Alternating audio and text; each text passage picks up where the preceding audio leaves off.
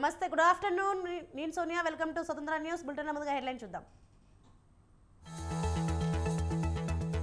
కర్నూలు జిల్లాలో నేషనల్ లా వర్సిటీకి శంకుస్థాపన. అభివృద్ధి వికేంద్రీకరణే ప్రభుత్వ ఉద్దేశమన్న జగన్.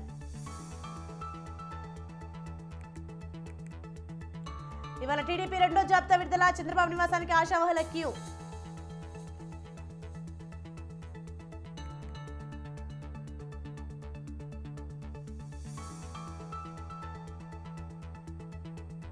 బీఆర్ఎస్ కు ఆరూరి షాక్. బీజేపీలో చేరికపై ఢిల్లీలో మంతనాలు.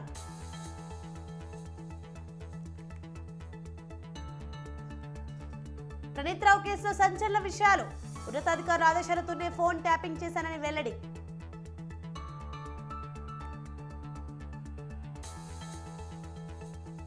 మాజీ రాష్ట్రపతి ప్రతిభా పాటిల్ కు అస్వస్థత. పుణె ఆసుపత్రిలో చికిత్స.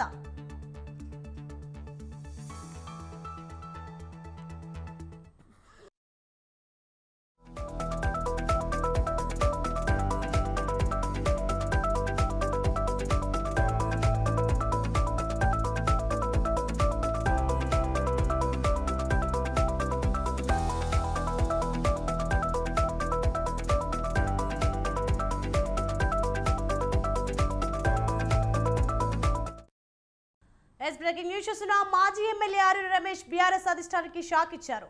బీఆర్ఎస్ అధినేత కేసీఆర్ స్వయంగా బుజ్జగించిన వెనక్కి తగ్గని ఆరూరి రమేష్ బీజేపీలో చేరాలని నిర్ణయించారు. కేంద్ర మంత్రి కిషన్ రెడ్డితో ఢిల్లీ వెళ్లిన ఆరూరి రమేష్ బీజేపీ పెద్దల సమక్షంలో కాషాయ తీర్థం పుచ్చుకోనున్నారు. ఆరూరి రమేష్ ను వరంగల్ ఎంపీ అభ్యర్థిగా ప్రకటించే అవకాశం ఉంది.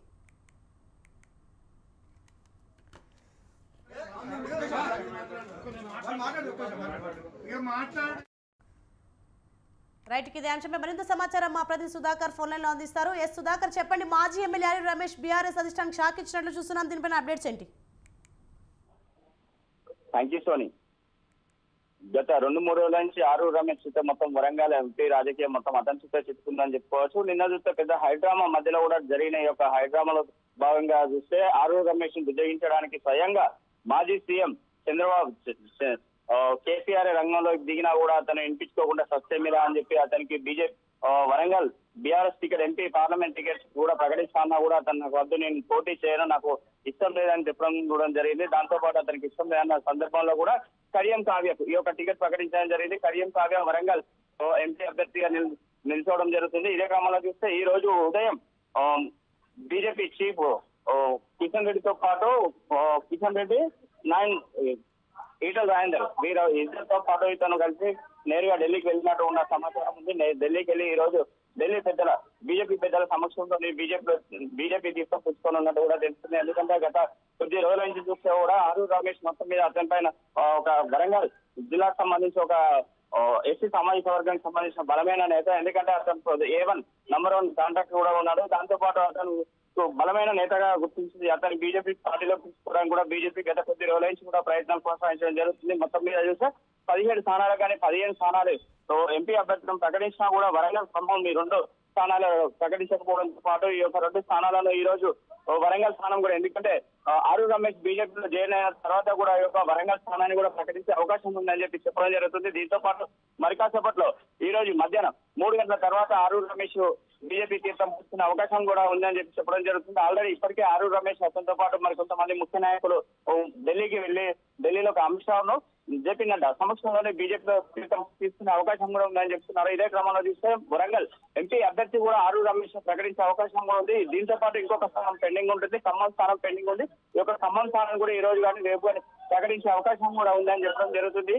అదే క్రమంలో పోతే వరంగల్లో కూడా చూస్తే ఈ యొక్క బీజేపీ సంబంధించిన గతంలో చూస్తే ఎప్పుడైనా కూడా ఈ యొక్క ఎంపీ ఎలక్షన్స్ వస్తే బయట నుంచి రావడమే జరుగుతుంది. గతంలో చూస్తే ఎన్ఆర్ఐలను తీసుకొచ్చి వరంగల్ బీజేపీ అభ్యర్థిగా నిలబెట్టడం జరుగుతుంది. కానీ ఇప్పుడు లోకల్ క్యాండిడేట్ కావాలని పట్టుబట్టి కూర్చోవడం జరుగుతుంది. ఎందుకంటే గతంలో చూస్తే ఇప్పుడు బీజేపీ కూడా గ్రాఫ్ పెరిగింది, బీజేపీకి సంబంధించిన గ్రాఫ్ కూడా పెరిగింది. ఎందుకంటే వరంగల్ సంబంధించి కార్పొరేషన్ లో చూస్తే వరంగల్ లో కూడా ఎక్కువ శాతం ఓటింగ్ శాతం నమోదు కావడం జరిగింది. ఇదే క్రమంలో చూస్తే ఎమ్మెల్యే ఎలక్షన్ లో కూడా అసెంబ్లీ ఎలక్షన్ లో కూడా చూస్తే వరంగల్ ఈస్ట్ వెస్ట్ ఇదే కాకుండా చుట్టుపక్కల ఉన్న వర్ధనపేట కానీ ఇటు పరకాల, దాంతో పాటు చుట్టుపక్కల ఉన్న ప్రాంతాలకు కూడా మొత్తం వరంగల్ కాన్స్టిట్యూన్సీ 7 నియోజకవర్గాలతో 7 నియోజకవర్గాలకు సంబంధించిన దాంట్లో కూడా బీజేపీ గ్రాఫ్ కూడా బాగానే పెరిగింది. ఇదే కాకుండా పోతే ఆరూరి రమేష్ బలమైన నేత, మంచి పట్టున్న నేత. అదే క్రమంలో చూస్తే ఎస్సీ సామాజిక వర్గంలో కూడా చాలా వారికి పట్టున్న నేత అతనికి సంబంధించి కొద్ది ప్రభావం కూడా చూపించే అవకాశం ఉంటుంది. ఎందుకంటే గతంలో ఎన్నెల్ లేని విధంగా ఎమ్మెల్యేలు ఎంపీలు పైన కూడా కడియం మాజీ సీఎం రంగంలోకి దిగని వ్యక్తి ఆరు రమేష్ దాంట్లో బీజేపీకి పోతానని తెలపడంతో పాటు అతను ఒక మాజీ మంత్రిని పంపించి దూతగా పంపించి స్వయంగా కేసీఆర్ కూర్చోబెట్టి మాట్లాడినా కూడా వినని పరిస్థితి ఉందంటే ఈ యొక్క ఆరు రమేష్ ఎంత బలమైన నేత అని కూడా ఇక్కడ అర్థమవుతుంది. Thank you Sudhakar.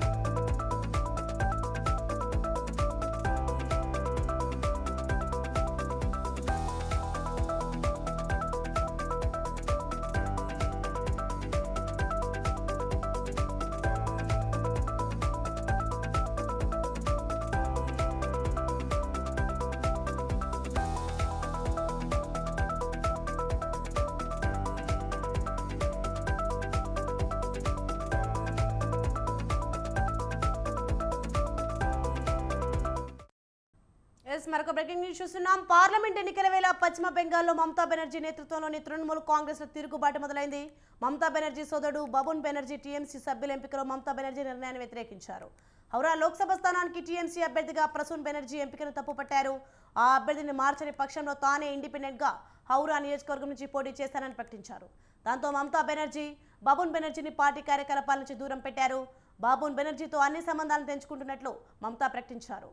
బబున్ ఇప్పుడు తన తమ్ముడు కాదని, తనకు అత్యాశ పరులుంటే ఇష్టం లేదు అంటూ మమతా బెనర్జీ ప్రకటించారు.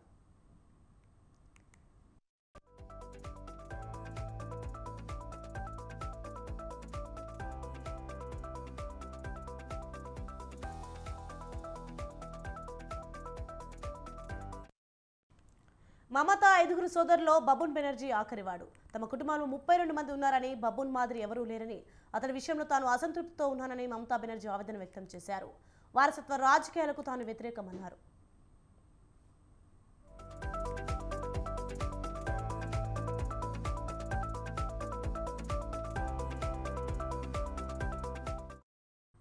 పశ్చిమ బెంగాల్ హౌరా లోక్సభ స్థానం నుంచి మమతా బెనర్జీ పార్టీ అధికార అభ్యర్థిగా ప్రసూన్ బెనర్జీని ఎంపిక చేయడం పట్ల ఆమె సోదరుడు బబున్ బెనర్జీ అసంతృప్తి వ్యక్తం చేశారు.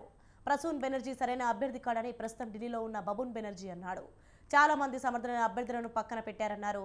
ప్రసూన్ బెనర్జీ తనకు చేసిన అవమానాన్ని మర్చిపోలేదన్నారు. మమతా తన సూచనను అంగీకరించిన పక్షంలో ఖచ్చితంగా హౌరా నుంచి ఇండిపెండెంట్గా పోటీ చేస్తానన్నారు. తాను బీజేపీలో చేరినట్లు జరుగుతున్న ప్రచారాన్ని బబున్ బెనర్జీ కొట్టివేశారు.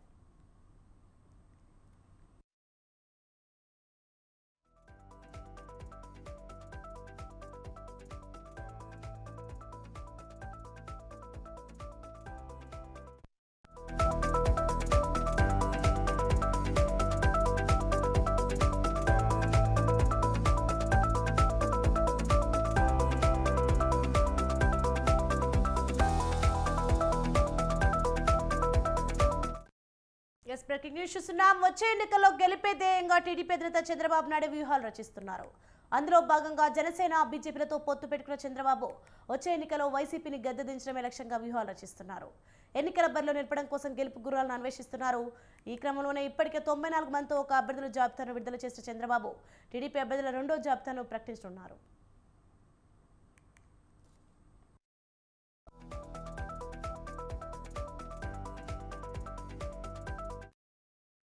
అసెంబ్లీ ఎన్నికల్లో పోటీ చేసే అభ్యర్థుల రెండో జాబితాను టీడీపీ ఇవాళ విడుదల చేయనుంది. సుమారు 25 మంది అసెంబ్లీ అభ్యర్థుల పేర్లతో పాటు 10 మంది ఎంపీ అభ్యర్థుల పేర్లు కూడా ప్రకటించే అవకాశం ఉంది. కొద్ది రోజుల క్రితం టీడీపీ 94 మందితో తన తొలి జాబితా విడుదల చేసింది. పొత్తులో భాగంగా జనసేన బీజేపీలకు 31 స్థానాలను కేటాయించిన టీడీపీ 144 సీట్లలో బరిలోకి దిగనుంది. తొలి జాబితా పోరు ఇంకా 50 సీట్లలో అభ్యర్థులు ప్రకటించాల్సి ఉంది.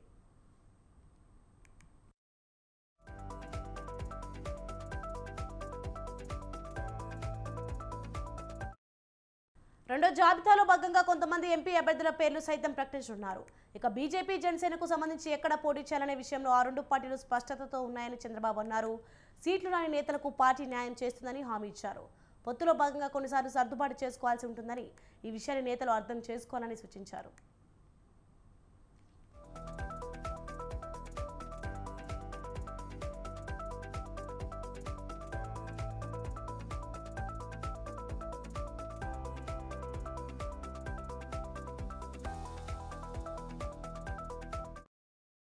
మరోవైపు టీడీపీ జనసేన ఉమ్మడిగా ఇప్పటికే అభ్యర్థుల జాబితా చేశాయి.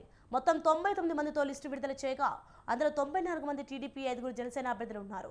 అయితే ఇవాళ 50 మంది అభ్యర్థులతో చంద్రబాబు రెండో జాబితా విడుదల చేస్తారని సమాచారం.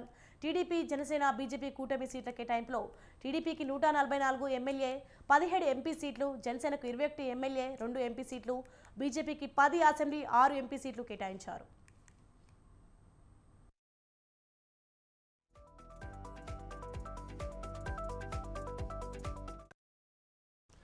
ఇప్పటికే 94 మంది అభ్యర్థుల పేర్లు ప్రకటించిన టీడీపీ ఇబ్బందులు లేని మరో 50 స్థానాలకు గురువారం అభ్యర్థులను ప్రకటిస్తారని సమాచారం. ఇక తొలి జాబితాలో గంటా శ్రీనివాసరావు, దేవినేని ఉమామహేశ్వరరావు, గోరంట్ల బుచ్చయ్య చౌదరి సహా పలువురు సీనియర్ నేతల పేర్లు లేవు. రెండో లిస్టులో వారి పేర్లు ఉంటాయా లేదా అనేది ఆసక్తికరంగా మారింది.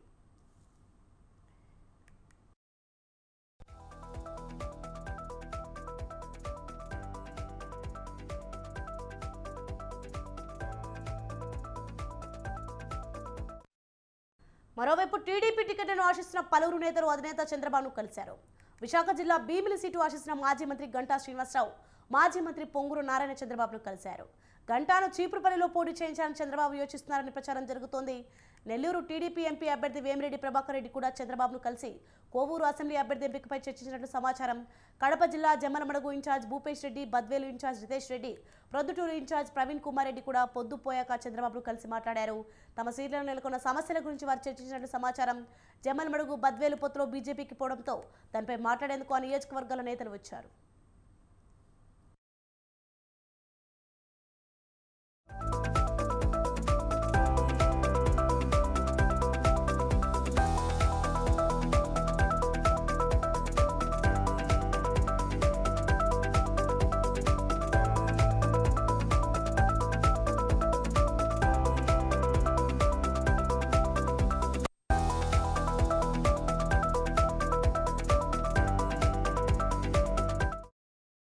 బ్రేకింగ్ న్యూస్ చూస్తున్నాం. జనసేన అభ్యర్థుల లిస్టుపై ఆ పార్టీ అధినేత పవన్ కళ్యాణ్ కసరత్తు చేస్తున్నారు.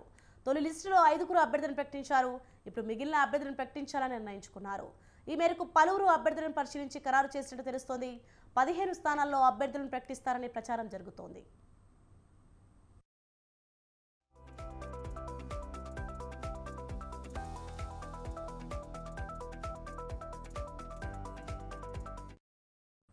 అయితే 5 అభ్యర్థులకు పవన్ కళ్యాణ్ క్లారిటీ ఇచ్చినట్లుగా తెలుస్తోంది. విశాఖ, ఉభయ గోదావరి జిల్లాలో నేతలతో బుధవారం సాయంత్రం పవన్ కళ్యాణ్ భేటీ అయ్యారు. భీమవరం రామాంజనేయులు, రాజోలు రిటైర్డ్ ఐఏఎస్ అధికారి వరప్రసాద్, నర్సాపురం బొమ్మడి నాయకర్, ఉంగుటూరు ధర్మరాజు, తాడేపల్లిగూడెం బొలిశెట్టి శ్రీనివాస్ పేరును పవన్ ఖరారు చేశారు. ఇప్పటికే ఒక్కో అభ్యర్థితో పవన్ కళ్యాణ్ స్వయంగా మాట్లాడారు. ఇవాళ జనసేన అభ్యర్థుల పూర్తి జాబితాను విడుదల చేయనున్నారు.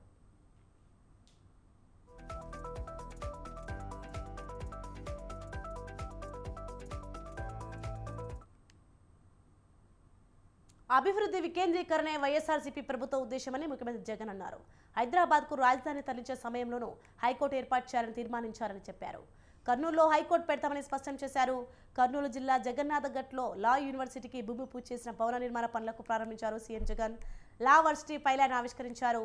ఈ సందర్భంగా ఆసక్తికర వ్యాఖ్యలు చేశారు. శ్రీబాగ్ ఒప్పందం ప్రకారం అడుగులేస్తున్నామని తెలిపారు. కర్నూలుకు సరైన న్యాయం జరిగేందుకు నేషనల్ లా యూనివర్సిటీ దోహదపడుతుందని చెప్పారు. కర్నూలులో ఎన్హెచ్ఆర్సీ, లోకాయుక్త, హైకోర్టు భవనాలు నిర్మిస్తామని సీఎం జగన్ చెప్పారు. ఈ నేషనల్ లా యూనివర్సిటీ అన్నది రాబోయే రోజుల్లో ఒక మంచి హైకోర్టు భవనాన్ని కూడా ఇక్కడే హౌస్ చేయగలిగిన కెపాసిటీతో ఉన్న వ్యవస్థ కూడా అవుతుంది. దీనికోసం 1000 కోట్ల రూపాయలతో శాంక్షన్ కూడా చేయడం జరుగుతూ ఉంది.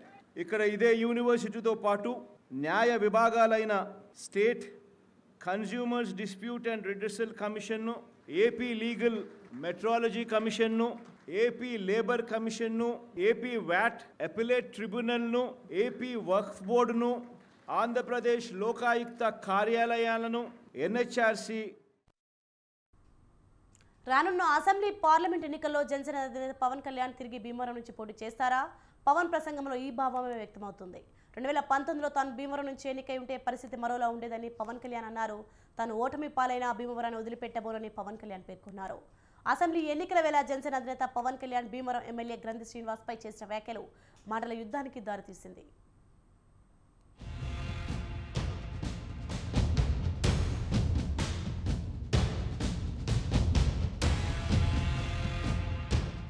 మంగళగిరిలోని జనసేన పార్టీ కార్యాలయంలో భీమవరం మాజీ ఎమ్మెల్యే పులపర్తి రామాంజనేయులు పార్టీలో చేరారు.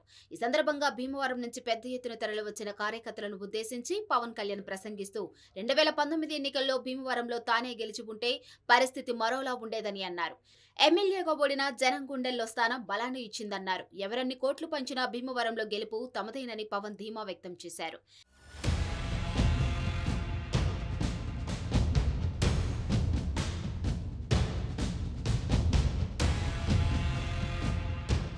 ఏపీ నుంచి జగన్ను, భీమవరం నుంచి గ్రంథి శ్రీనివాస్ను తరిమివేయాలని పవన్ కళ్యాణ్ కార్యకర్తలకు పిలుపునిచ్చారు. వీధి రౌడీని ఎమ్మెల్యేను చేశారని మండిపడ్డారు. గ్రంథి శ్రీనివాసులను జలగతో పోలుస్తూ గ్రంథి శ్రీనివాస్ ఓ క్రిమినల్ అని, వీళ్లంతా మర్రి చెట్టుల్లా వేళ్లనుకుపోయారని, జగన్తో పాటు ఆయన జలగలను రాష్ట్రం నుంచి తరిమి కొట్టాలని పవన్ కళ్యాణ్ అన్నారు. మే 15 లోపు వైసీపీ విముక్త ఆంధ్రప్రదేశ్ తథ్యమని పవన్ కళ్యాణ్ అన్నారు.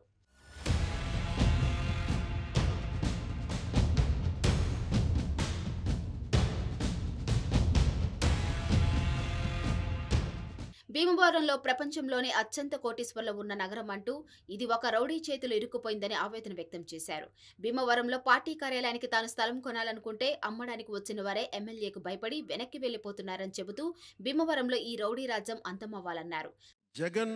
జగన్ తాలూకు పార్టీని పక్కన పెట్టకపోతే రాష్ట్రానికి కాదు దేశానికే హాని. అది ఒక్కడి దగ్గర ఇన్ని వేల కోట్ల డబ్బు, ఒక్కడి దగ్గర ఇంత అరాచకం, ఇంత కిరాయి సైన్యం, ఒక్కడి దగ్గర ఇంత అక్రమంగా అధికారం, ఒక్కడి దగ్గర చేరితే ఇంకెవడు బతకలేడు. భీమవరంలో ఇంతమంది పెద్దలు ఉన్నారు, ఒకరు కాదు, ప్రపంచంలో అత్యంత ఎక్కువ ప్రపంచంలోని కుబేర్లంతా ఇక్కడ ఉన్నారు భీమవరంలో. కానీ అందరూ కలిసి ఒక్క రౌడీ ఎమ్మెల్యేకి భయపడాల్సి వస్తుంది, ఎదురు చెప్పలేకపోతుంది. ఎందుకు? దానికి కారణం నేనే బాధ్యతను. దానికి స్థలం నాకు అమ్మడానికి వచ్చి ఎమ్మెల్యే గారు మమ్మల్ని గొడవ మీద పెడతారని మీకు అమ్మలేమని నాకు చెప్పారు. కానీ నేను గొడవ పెట్టుకుందామంటే నాకు నిజంగా చొక్కా జించుకొని నాలాగా నిలబడే ఒక్క వ్యక్తి నుండి కొట్టేసామని పాటి ఆ స్థలాన్ని ఇల్లు కట్టేసామని పాటికి ఆ బాధ్యత తీసుకోవడానికి భయం వేసింది అందరికి. ఎందుకంటే గొడవ పెట్టుకోవాలి ఎమ్మెల్యేతోటి. జనసేన అధినేత పవన్ కళ్యాణ్కు భీమవరం ఎమ్మెల్యే గ్రంథి శ్రీనివాస్ స్ట్రాంగ్ కౌంటర్ ఇచ్చారు. పవన్ కళ్యాణ్కు మతిస్థిమితం లేకుండా మాట్లాడుతున్నారని విమర్శించారు. పవన్ కళ్యాణ్ అడిగితే భీమవరంలో తన పేరును ఉన్న 9 ఎకరాల స్థలం ఇచ్చేవాడినని చెప్పారు. పక్కనుండే కాపు నాయకులు ఎందుకు ఆయనకు దూరంగా ఉన్నారో పవన్ కళ్యాణ్ సమాధానం చెప్పాలన్నారు. తాను రౌడీ ఎమ్మెల్యే అయితే ఒక్క క్రిమినల్ కేసైనా ఉందా అని ప్రశ్నించారు గ్రంథి Srinivas.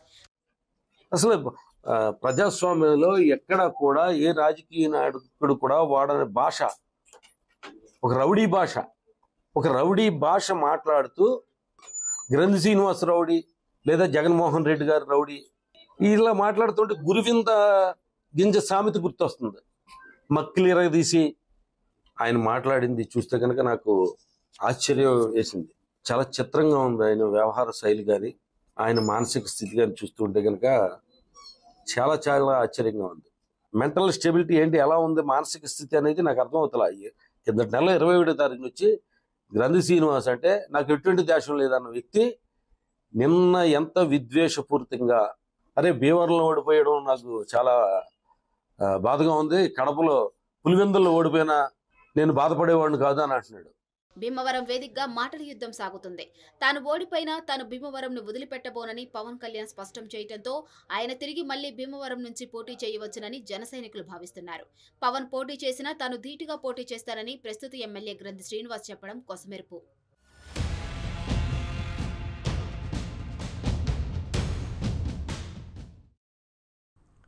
SKV Bulletin updates. For more updates, keep watching Swatandhra News.